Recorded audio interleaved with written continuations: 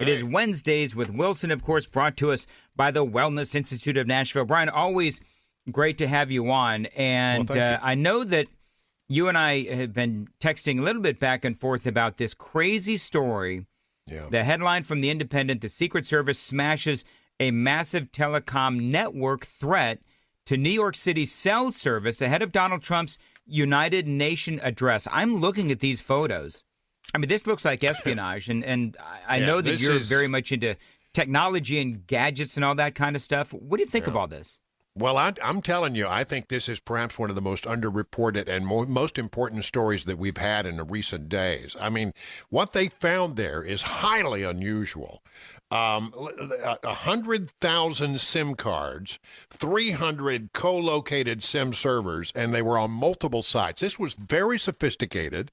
This was very expensive to do. And what is it all about? Well, the Secret Service says that that they know that nation states, foreign governments were communicating over the network to known criminals in the United States, and known organized crime, known cartels, and terrorist groups were using this network to run their communications anonymously and encrypted. They also had the ability, if they used all of them at once, to completely disable the cell phone system in the New York City area, and beyond. I mean, they had enough technology there to send a text to every single cell phone in America in the course of about 10 minutes. Yeah. They said the technology, 30 million text messages a minute, they said. Yeah, this is astonishing. And so we've got this thing out there, and the question is, how elaborate is it? Is this the only one? I don't think it's the only one, and some of the other experts do not either. Here's one guy named Matt Pearl, quoted as saying, "The real implication for me is essentially this is going to be very hard to detect.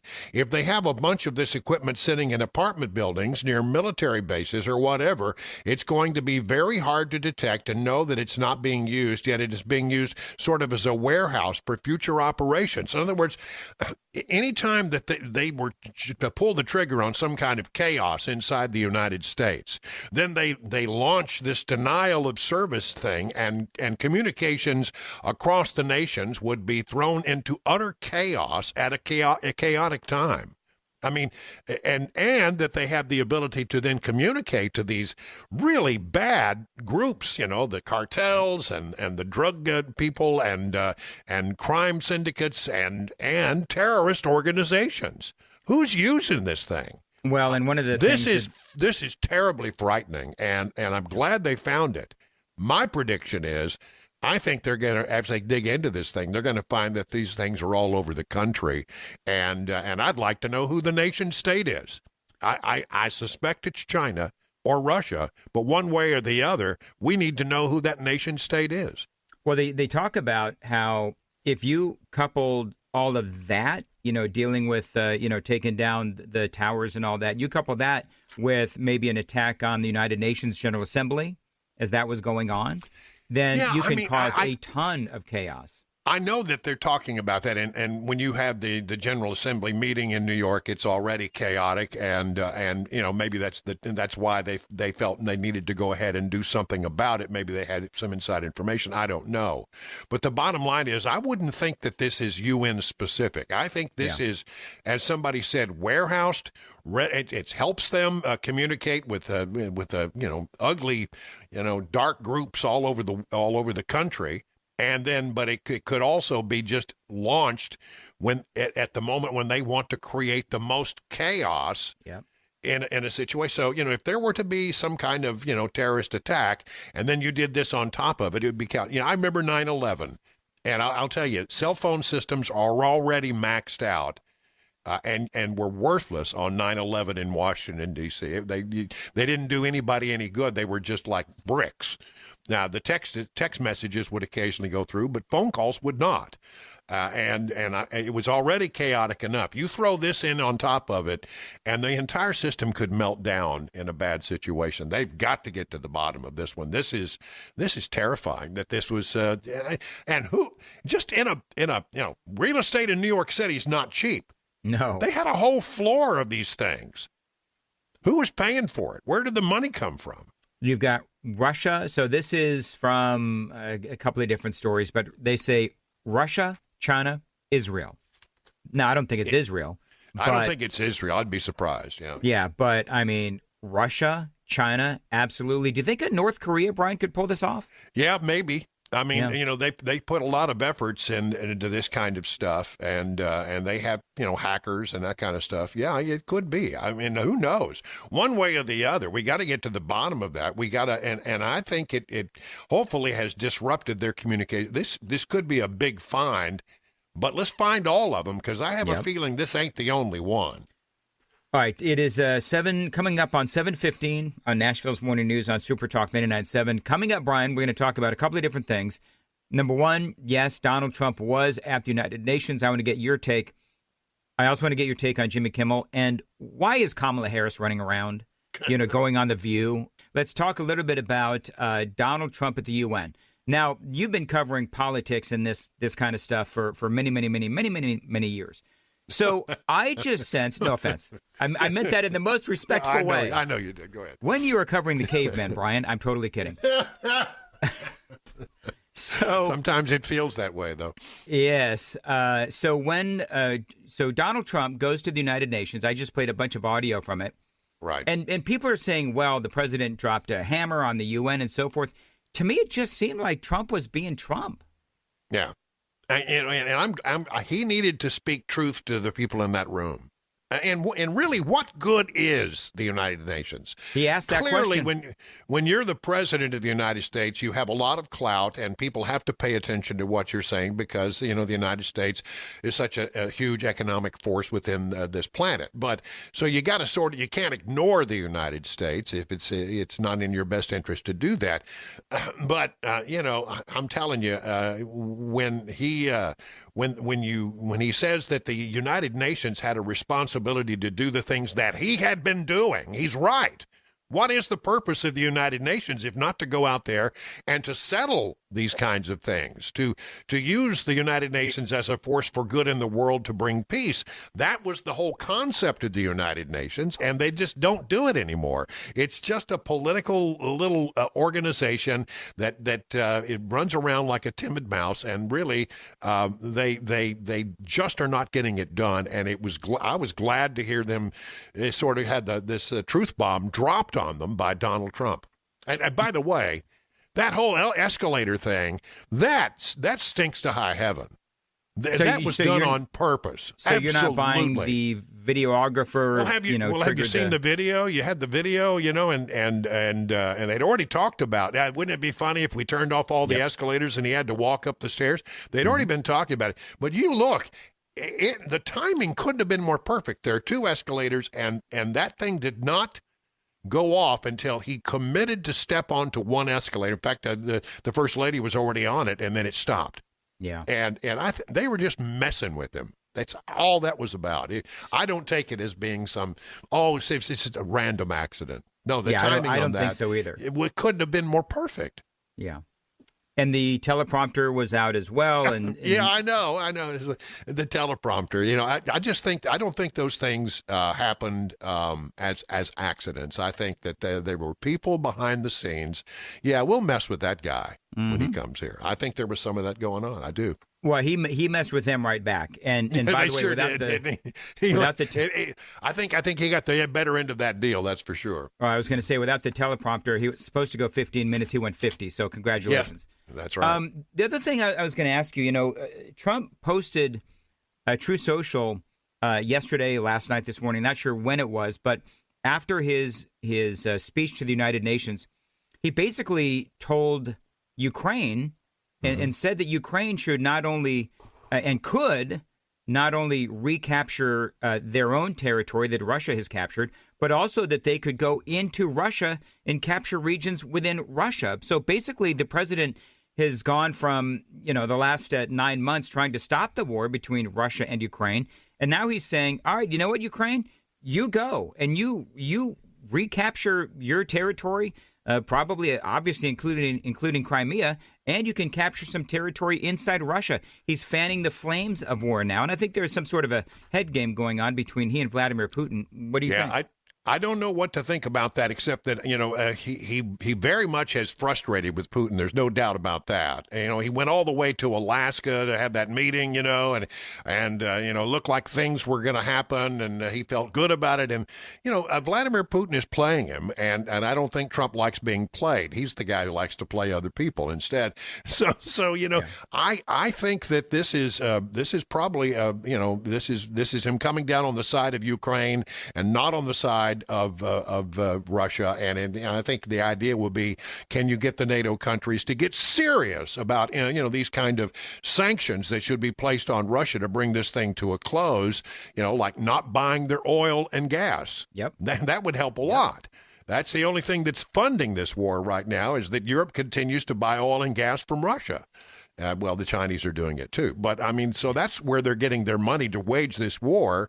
Europe needs to get serious about making sacrifices and get serious about this thing, because it's in their backyard. All right. Jimmy Kimmel. Well, first of all, it is worth noting, I looked it up, that you could not see Jimmy Kimmel pretty practically, I guess, in the entire state of Tennessee. It was preempted in Knoxville, in Nashville, and in Chattanooga, the major metropolitan centers that have television stations in the state of Tennessee, all preempted and did not run Jimmy Kimmel. So, it has an impact. They were losing money to begin with. They bring him back, and you lost, I forget, something like 34% of all the ABC affiliates are no longer carrying Kimmel and will not. You got Sinclair and you got Nexstar. Yes, Nexstar and Sinclair, we have one of those and one of each of those in Nashville right now. One of them's a Fox affiliate, but one way or the other, they've shut it down, and I don't know how in the world this thing survives. I was disappointed in ABC. I think they did the right thing by taking him off. I thought that they would go ahead and use that as an opportunity to end something that they're bleeding money on. And if they were bleeding money before, imagine how they're going to be bleeding money after they lose a great number of their affiliates who will no longer be carrying the advertising of that show. So I don't know how long this lasts. Feel good, Jimmy Kimmel. You go, boy. Just have a great time. But I'm telling you, it did not sit well with the American people. No one is watching, and this is a losing proposition for ABC. I don't get it. All right. Real quick, Kamala Harris, she's hawking a book. Yesterday, we had a great audio from CNN where you had Harry Enton in his usual flair talking about how Americans trust Republicans on the major issues of the day. Independents definitely trusting Republicans as well. And then we find out that Gavin Newsom is more popular than Kamala Harris. And she's out here basically saying the same thing that she was, a year ago on the campaign trail. Yeah, a lot of people get upset. Well, what's she doing out there? I don't want to hear what she has to say. I say, let Kamala Harris talk all she wants to talk. She can go on any interview that you want to give her all the interview time, because it's telling you she's vapid. She's not very smart. She continually shows that she does not have any kind of real political skill, or any, as far as I can tell, any skill at all.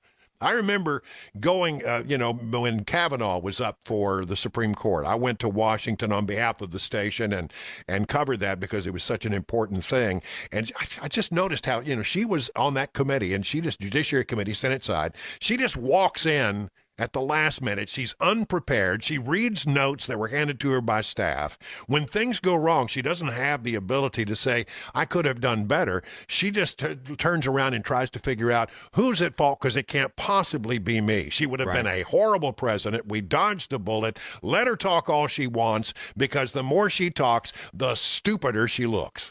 What do you think about Gavin Newsom? Not to pull any punches on it, right? No, clearly not. Gavin Newsom, he's out there doing all the things a person does when he's planning a presidential run. Oh, I think he's definitely going to run. You afraid of Gavin Newsom at all? Not at all. Yeah. Okay. I think he's a haircut is what he is. He's and all you got to do to defeat Gavin Newsom is just say, he'll do to America what he did to California, and that's all you need. That ends that, right? Yeah. Nobody wants us to be the nation to be like California right now. Definitely not. And that's all we got time for, Brian. Always great to have you on. We'll talk to you again this time next week or when news breaks. And again, thank you very much. It is 7:24. And thanks to the Wellness Institute of Nashville for allowing us to do this each week. To Memphis we go. No, not really. Don't worry. But a story out of Memphis. Now, Joan, you know what's going on in Memphis with Elon Musk and his AI facility there. Maybe you do, maybe you don't. Yeah, I do. Elon Musk has this big AI facility there, and it's there in Memphis. He chose to put it there. And the local community and activists and all these people have been screaming bloody murder that Elon Musk is polluting the fine city of Memphis. Well, not quite. So you know what happens, right? You got all these activists, and it's just another way for these activists in the community to play the victim card, right? Elon Musk, the evil, white, rich, billionaire guy, is coming into our city, and he is poisoning all of us with the AI facilities. And so you have these activists that have been trying to convince the community of this, and this has been an ongoing thing. Listen to this. A team of researchers from the university, by the way, this is from the Tennessee Star. A team of researchers from the University of Memphis have now posed a challenge to activist claims about the level of pollution around the artificial intelligence facilities operated by xAI in Memphis, which recently received permission to install permanent natural gas turbines when they said that Musk's company had minimally changed the amount of total pollution in the city. So in other words, the University of Memphis is taking on the activists, and they're saying, listen, we've studied the particles and whatever else they do. And despite what the activists have been saying, the actual people that know science there at the University of Memphis are saying this is not an issue. And now the activists are like, the analysis by the University of Memphis professors. They're doing all of this analysis. It was published on Tuesday by The Conversation. The experts wrote that their model showed the poor air quality in Memphis got only slightly worse after Musk's company began using temporary turbines in September of 2024. They say that our calculations, this is again from the Tennessee Star, our calculations found that the xAI turbines would contribute minimally to ambient air pollution in both of these neighborhoods. We also calculated that concentrations of sulfur dioxide, carbon monoxide, and other chemicals would remain well below national standards. So not only is it not really impacting or very minimally impacting the amount of total pollution in the city, but that when you look at these various other, chemicals and gases and so forth, well, it's still, even with what Elon Musk is putting in, it remains well below national standards, according to these researchers. So now the question is, how will the activists respond? Are they just going to say that all these people at the University of Memphis, it must be racist? And that's funny you say that, because I'm looking at it's an opinion piece in the Tennessee Lookout. That tells you a lot already. Very liberal for people that don't know. Correct. And of course, the very first line is class dynamics influence the environments in which humans live. And it goes on from there to say that Elon Musk's little project is going to choke people out of their lives. It's so funny because this is contributing to the economy of Memphis. That's number one. And number two, according to this study, it's not really hurting the city of Memphis and their air pollution at all. It's not increasing it, or very minimally. Their findings, according to the Star, their findings appear to contradict key claims by the Memphis Community Against Pollution, whose leader, Keyshawn Pearson, is the brother of State Representative Justin Pearson, including the group's claim that xAI is driving a 3% increase in the amount of nitrogen dioxide in the city's air. So I think that what they're basically going to do is they're just going to say, well, the report is racist and they're siding with Elon Musk and, blah, blah, blah, blah, blah. It's the same usual stuff. And honestly, I don't really know. And I don't know anything about Keyshawn Pearson, but I know that his brother, Justin Pearson, is a blithering idiot. And he screams racism at a rainbow. And so I don't feel like they have any real credibility. Now, the University of Memphis, knowing that they were going to get blowback from the community, they actually have more credibility. And so now you'll have, Keyshawn, old Keyshawn out there and Justin. They'll probably come out with maybe perhaps their own study that will show exactly what they want it to show. But I don't know. I don't know enough about the inner workings of Memphis, nor do I want to, as far as if the University of Memphis, if there's a reason why they would want to, basically tell these activists, and that's what Deshaun is, and obviously Justin Pearson is as well. They're activists, and they're trying to rile up the community because what they're always trying to do is play the victim card and play the race card.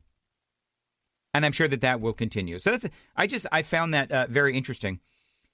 So Gavin Newsom, he said something. Was he on, do you know, Sam or Joan?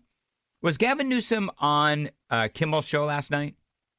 Do you know? I've got an audio bite from him, and it looks like he was on Jimmy Kimmel's couch. Oh. But I don't know. He was obviously on one of the late night shows. He was not. He was not. Okay, so I don't know where this was, but Newsom, he's got his little tie on and all that gel crap in his hair, and he's got some very dire predictions for America. I fear that we will not have an election in 2028. I really mean that. Is he an election denier? Like, is he just going full blown conspiracy theorist? And he keeps speaking like this, and I'm trying to figure out what he means by that. Like, does he mean that Donald Trump is going to call in the National Guard and he is going to install himself for a third term? Because nobody ever actually asks him the follow-up question. What the hell do you mean by that, Gavin? He never goes into any kind of detail. But he honestly believes that there will be no election in 2028. Even though Trump has literally said, oh, no, you know what? I don't think he's actually said JD's the guy, but it is clear that the president is doing everything he can to pump up JD Vance to raise his brand so that, yes, he'll be running in 2028 and the American people will know him. So I just, for the life of me, and maybe you folks on the super text line can tell me, what does Gavin Newsom mean by this? Because I don't understand. I fear that we will not have an election in 2028. I really mean that. In the core of my soul, unless we wake up to the code red, what's happening in this country, and we wake up soberly to how serious this moment is. But you got a bunch of people. It's so funny. You got the people that are like, everybody starts, applauding like he said something prophetic and wisdom laden. He said nothing. Yeah. He said absolutely nothing. Do you, Joan or Sam or somebody on the super text line, what does he mean by that? Somebody help me. He's definitely, as you alluded to, he's setting up the idea that he's going to run on the platform of elect me because Donald Trump is going to put himself in for a third term. Okay, then think about this. And you're right, Sam, but here's my question. So then what happens when Trump is like, good luck, JD, I endorse you. Good luck in the election. What happens when that doesn't happen? Unfortunately, the people that would be voting for Gavin will... a bunch of dumbass? Exactly. They're just going to say that, well, Trump's installing his guy. A bunch of sheeplings. It is when Elon said that the woke mind virus implants itself and just decimates someone's intelligence, he was super correct. They need the Neuralink.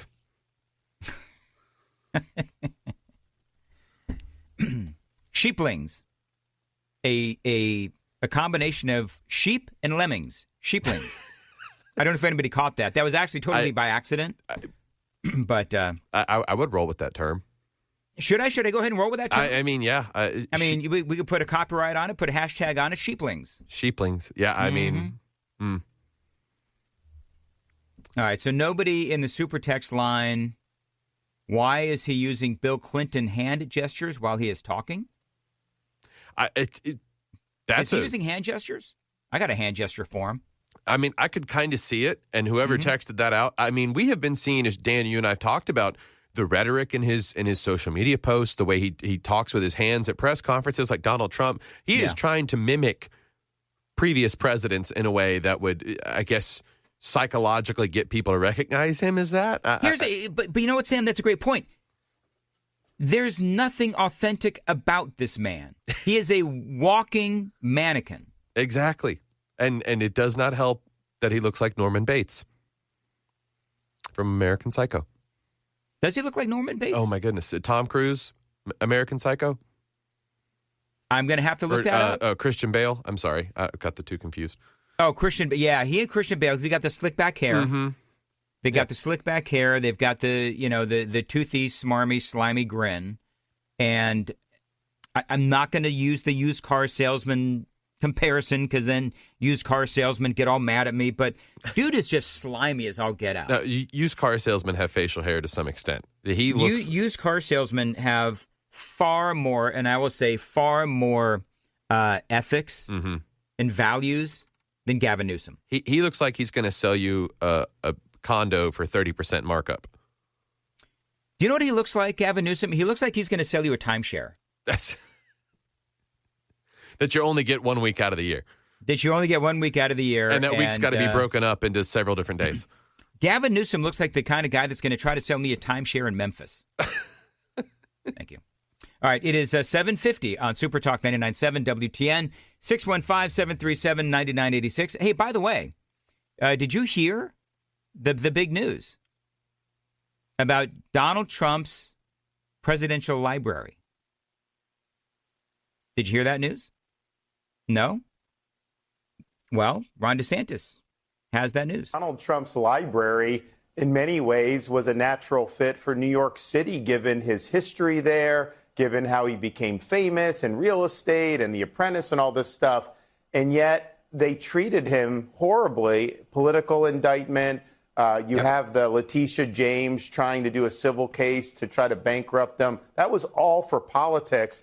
And then you've seen the city really take a downward spiral, and people like you have fled to the free state of Florida. So he's on Hannity. I think the fact that we have it in Florida is really a testament to, we appreciate what the president's done for the country, but we're also a state that is on the rise. And that's a place you're going to want to have that library right down there in Miami.